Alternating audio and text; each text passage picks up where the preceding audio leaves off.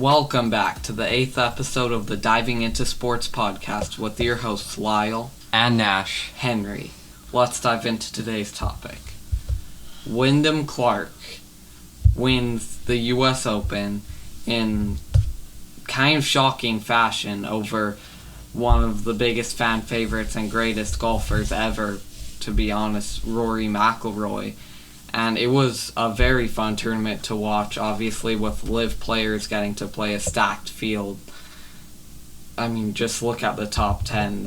Big names all over the place. And now Wyndham finding his place in the big name category, if you ask me.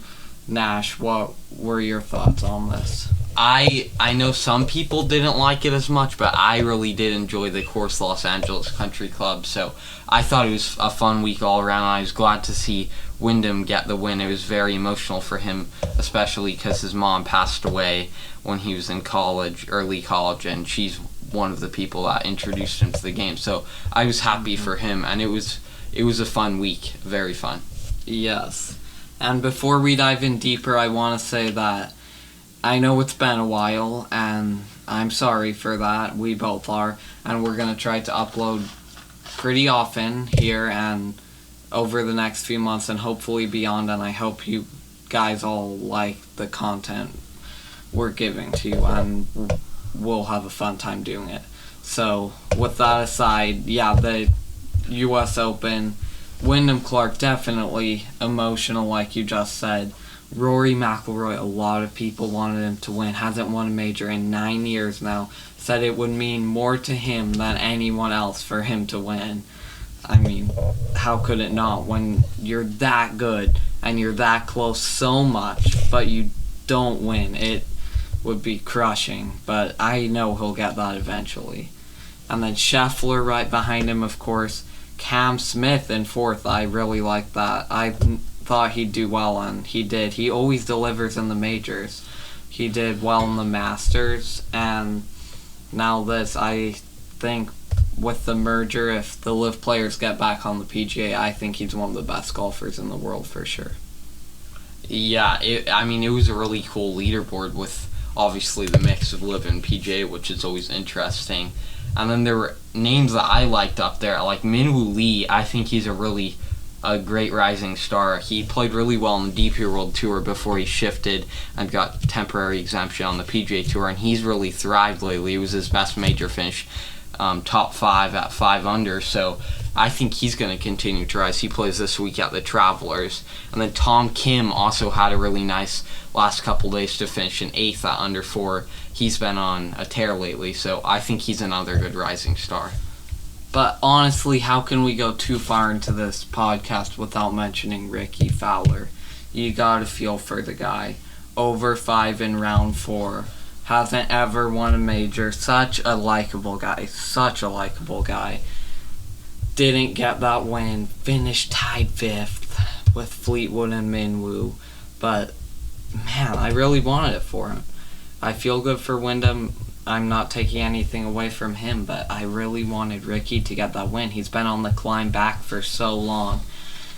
I thought it was going to be his week. It just wasn't, but solid play for sure for the Ricky fans. And now we saw the distaste from many fans of the course itself, which I disagree with. I know, for example, Koepka and Hovland both showed distaste in their post-round interviews that they did not like it at all. However, I thought it was a fun course. I know the first day didn't play as hard as we might have been hoping for a typical U.S. Open, but the last 3 days played more typical, and I thought it worked out well. I mean, the winning score was 10 under. You can't ask much better for that. I know the British Open can sometimes get really tough too, but for U.S. Open, I mean, it was a good course. I liked it. The only thing I didn't like was that the amount of fans was pretty low. I felt like the crowd wasn't huge. Yeah, Brooksy and who was the other? Victor. Brooksy and Victor definitely did say they didn't like it with the scores being so low in round 1. I'm a big Brooksy fan. He did acceptable. We all have high expectations after he won the PGA Championship and almost won the Masters, but I mean, top 20 is not bad at all. He finished tied 17th. So, pretty good week for Brooks. He wasn't happy with the course. So, yeah. And then there's other people that are just great stories. Nagano, Ryutaro Nagano. He finished in the top 20 really out of nowhere, and I love seeing the coverage we got of him. And then really one of my favorite stories that people don't talk about enough week in and week out is how good Padraig Harrington is. He did so well in the Senior Open, and he did so well in the real US Open, non-senior tour, that he's just so impressive. He's 51, he can hit it long. When he plays on the PGA Tour, he always makes the cut. He's an Irishman. He's also just so likable. I don't know how you couldn't like him. The thing, I thought he was interesting, though, about Nagano. I was glad that he finished in the top 20. He finished in 20th because he's done really well on the Japan Tour. He's won over 15 times over there, but he's never won anywhere else other than Japan. So I was glad for him to do well in a major because he was really showing how his talent can carry from continent to continent, obviously. He was in the top 10 after the third round, but he faded a little bit after an over 1 final round. But then another name I liked at the top in 20th, I know he's a live guy, but Bryson finished in 20th. He had a very solid week. Again, not the best final round of over 1, but he played solid the whole week. A very good finish for him. Yeah, Brooksy and Bryson both making the cut, getting some TV time. They say they're friends now, but I always have that rivalry in my heart. Those two are so fun to watch. But then, let's talk about the ghost in the room here. You're going to have to scroll way down to the bottom of the leaderboard to find this thing. Hank Lebioda, dead last, over 20. The only one that found the 20s. He plays almost every week. It's not like he's some qualifier that has this crazy story, came from local course all the way to the US Open. No, he plays on the PGA every week. Just absolutely blew up. And then Justin Thomas is over 14. Those two guys, I actually couldn't pick which one's worse because Lee Biota shot 6 strokes worse, but Justin Thomas is more of a well-known player. 2 very bad weeks for them. That's what majors will do. It will pick out certain players, no matter who you are, and just tear you apart. No matter where the course is, any major will find multiple people at least and rip them to pieces. And Justin Thomas and Lee Biota were the victims this week. Let me go through some of my other favorites that might have done well or might not have done as good this week. I thought that Kurt Kitayama might make the cut, but he did not play very well. He finished at over 5 and did not make the cut. And then also, same with Wilco Nienaber from South Africa. He plays a lot in Europe and South Africa, and he's a very long hitter. His average drive is about 350 yards, so very, very long, even longer than Bryson, but he didn't make the cut. And then also, I like Yuta Katsuragawa from Japan. He finished in solo 58th at over 9. He did not have a very good final round, although he made a really nice putt on the 15th hole.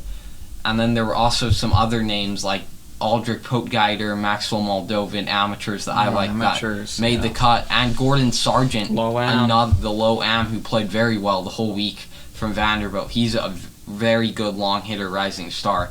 I think we'll see a lot of him in future tournaments. And how about that lip out? If you want to call it a lip out, look it up. Gordon Sargent lip out US Open. Straight in the cup. Center cut, back of the cup, bounces out, shocked face. Just watch it, folks. It's crazy. And then one of my other favorite golfers, David Puig, I think I'm pronouncing that correctly, finishing tied 39th, his first PGA Tour star ever, his first major ever, finishing in the top 40, shooting 3 under in round 4. He went to Arizona State, good guy from Spain. I was very happy to see that as well. there were a lot of names that I wasn't even really expecting to make the cut, like Sebastian Munoz. He's obviously been off the scene for a long, long time after he left early for Live, but he used to play pretty well in the PGA Tour, but he made the cut. And also names like Abraham Ancer, same situation. Players that have transferred to Live and you just haven't seen much because Live coverage is so limited. I know big Live fans might disagree with me, but the truth is it's kind of hard to watch. So those players, I thought it was kind of fun to see them back in the mix just because I hadn't watched them like fully for a long time. So yeah. And then tied 10th, Austin Eckroll. This guy came straight out of the Korn Ferry Tour. Started off really badly. Classic rookie. Starts off really bad. You think he's going to continue that. This guy just completely turned it around. I feel like at least, he's been in the running the past 6 weeks. He's been up on the leaderboard. You look Saturday, Sunday, CBS, you see Eckroll. It's like, this guy in a few years, I think it's going to be scary good on the PGA Tour. Yeah, I agree. Another name that just won the Korn Ferry Championship in July, Justin Suh, has been playing really good golf lately. He finished in tie for 27th. I think he's a name to watch this week at the Travelers. He's been playing super well lately. Many top 20 finishes. 40th at Memorial, 16th at Charles Schwab, 26th at PGA Championship. His game continues to rise. I think he'll get a PGA Tour win before you know it.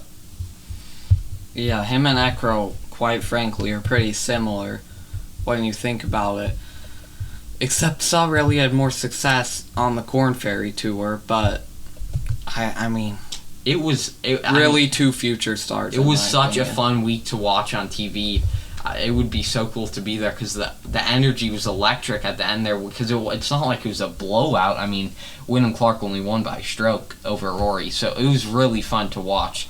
I really enjoyed it, and I'm always looking forward to the majors just because they have that different energy that you like to see from golf tournaments. It was a fun week. Yeah, and I'll close out by saying there will always be people that complain after every day, especially of a major, about the course, the fans, the setup, the course management.